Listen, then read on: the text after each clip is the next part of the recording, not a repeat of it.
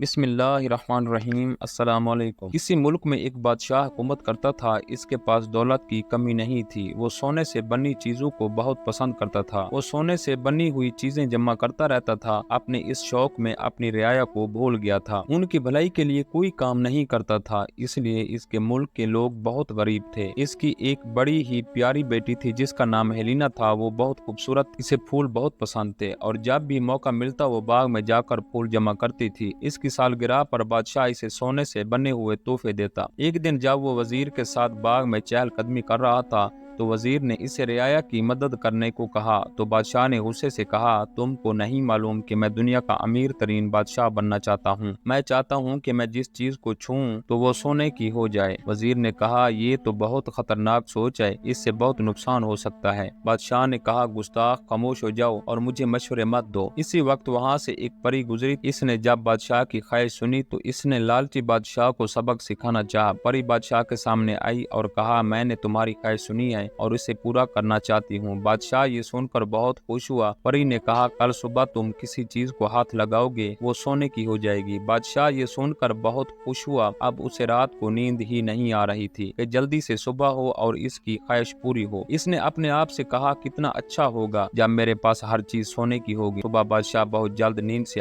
جاگا اور جیسے ہی اپنے کمبل کو چھوا تو کمبل سونے کا ہو گیا۔ بادشاہ بہت خوش ہوا۔ اب اس نے کرسی کو چھوا تو کرسی بھی سونے کی ہو گئی۔ جگ کو چھوا وہ بھی سونے کا ہو گیا۔ اپنے کمرے کی سب چیزوں کو سونے کا کرنے کے بعد بادشاہ اپنے محل کے باغ میں گیا۔ وہاں اس نے پھولوں کو چھوا تو وہ بھی سونے کے ہو گئے۔ ہیلینا کے پلے ہوئے ہرن اور خرگوش کو چھوا تو وہ بھی سونے کے ہو گئے۔ ہر چیز کو سونے کا بنا کر بادشاہ خوشی خوشی محل میں واپس آیا۔ ناشتہ کرنے میز پر بیٹھا، جیسے ہی اس نے سیب کو اٹھانا چاہا تو وہ سونے کا بن گیا۔ کھانے کے لیے جس چیز کو کھانے کے لیے اٹھاتا وہ سونے کی بن جاتی۔ وہ ناشتہ نہ کر سکا۔ صبح جب شہزادی ہیلینا اپنے محل کے باغ میں پھول توڑنے گئی تو وہاں کا عجیب نظارہ دیکھ کر حیران ہو گئی کہ سارے باغ اور اس کے پالتو جانور سونے کے تھے۔ وہ بہت اداس ہو گئی۔ اس نے کہا، سب پھولوں کی خوشبو کھو گئی ہے، میرے پالتو جانور بھی حرکت نہیں کر رہے ہیں، یہ ان سب کو کیا ہو گیا؟ ہیلینا یہ دیکھ کر بہت روئی اور روتے ہوئے اپنے باپ کے پاس پہنچ گئی اور اس کی ساری بات بتائی۔ بادشاہ نے کہا، شہزادی مت رو، تمہیں تو خوشی ہونا چاہیے کہ اب میں سب سے امیر بادشاہ ہوں۔ یہ سن کر ہیلینا خوش ہونے کی بجائے اور زیادہ رونے لگی۔ بادشاہ نے اپنی شہزادی کو چپ کرانے کے لیے اسے تھپکی دی تو بادشاہ کا ہاتھ لگتے ہی ہیلینا سونے کی ہو گئی۔ ایک جیتی جاگتی شہزادی اب ایک سونے کا مجسمہ بن گئی۔ یہ دیکھ کر بادشاہ بہت پریشان ہوا۔ اس نے تمام حکیموں کو اپنے دربار میں بلایا تاکہ وہ شہزادی کا علاج کر سکیں،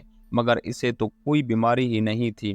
تمام حکیموں نے بڑی کوشش کی کہ شہزادی کو واپسی اصلی حالت میں لا سکیں، مگر وہ ناکام رہی۔ اب تو بادشاہ غمگین ہو گیا۔ اس کی جیتی جاگتی شہزادی اب ایک سونے کا مجسمہ تھی اور وہ اس کے لیے کچھ نہیں کر سکتا تھا۔ بادشاہ نے اپنی اداسی کو دور کرنے کے لیے شہر کا دورہ کیا۔ دوپہر کے کھانے کا وقت ہو گیا تھا اور غریب سے غریب انسان بھی کھانا کھا رہا تھا، مگر بادشاہ بھوکا تھا۔ اس نے صبح سے کچھ نہیں کھایا تھا اور اب لوگوں کو کھاتا دیکھ کر اس کو بھی بھوک لگی۔ کھانے کو چھوتے ہوئے ڈرتا تھا۔ اسے ڈر تھا کہ جیسے ہی اس نے کھانے کی کسی چیز کو چھوا تو وہ سونے کی ہو جائے گی۔ بادشاہ نے یہ بھی دیکھا کہ محل سے باہر بہت سے بچے کھیل کود رہے تھے۔ یہ دیکھ کر وہ اداس ہو گیا کہ اب اس کی بیٹی کبھی نہیں کھیل سکتی۔ بادشاہ اس لمحے کو کوس رہا تھا جب اس نے یہ خواہش کی تھی کہ اس کے چھونے سے ہر چیز سونے کی ہو جائے گی۔ اس نے کہا، کاش میں خواہش نہ کرتا تو آج مجھے یہ دن نہ دیکھنا پڑتا، شہزادی بھی ٹھیک ہوتی اور میں بھی پہلے کی طرح سکون اور آرام سے ہوتا۔ پچھتاتا ہوا وہ محل واپس آ گیا۔ اچانک اس کے سامنے وہی پری آ گئی۔ اس نے بادشاہ سے پوچھا، تم اداس کیوں ہو بادشاہ؟ کیا اب تم سب سے بڑے امیر بادشاہ نہیں ہو؟ بادشاہ نے کہا، اچھی پری، اب میں سب سے امیر بادشاہ ہوں لیکن اتنا سونا بھی مجھے خوش نہیں کر سکا۔ اچھی پری، مہربانی کر کے میری مدد کریں۔ یہ سن کر پری جان گئی کہ اب بادشاہ کبھی لالچ نہیں کرے گا۔ پری نے بادشاہ کو پانی سے بھرا ہوا پانی کا جگ دیا اور کہا، اس جگ کا پانی ہر اس چیز پر چھڑک دو جس کو تم نے چھوا ہے۔ بادشاہ جگ لے کر پہلے باغ کی طرف بھاگا۔ جب اس نے پھولوں پر جگ کا پانی چھڑکا تو وہ پہلے کی طرح تازہ اور خوشبودار سوار ہو گئے۔ یہ دیکھ کر بادشاہ بہت خوش ہوا۔ اس نے شہزادی کے پالتو جانوروں پر پانی چھڑک دیا تو وہ بھی دوڑنے بھاگنے لگے۔ پھر وہ شہزادی کی طرف بھاگا اور شہزادی پر پانی چھڑکا تو ہیلینا دوبارہ جیتی جاگتی انسان بن گئی۔ اس دن کے بعد بادشاہ نے لالچ سے توبہ کی اور اپنے ملک کی رعایا کے لیے فلاحی کام شروع کیے۔ اسے احساس ہو گیا تھا کہ سونا اور دولت ہی انسان کو خوشی نہیں دے سکتے، صرف نیکی انسان کو سچی خوشی دے سکتی ہے۔ اب وہ غریبوں کا ہمدرد اور نیک بادشاہ بن گیا تھا، اس لیے اس کے ملک کے لوگ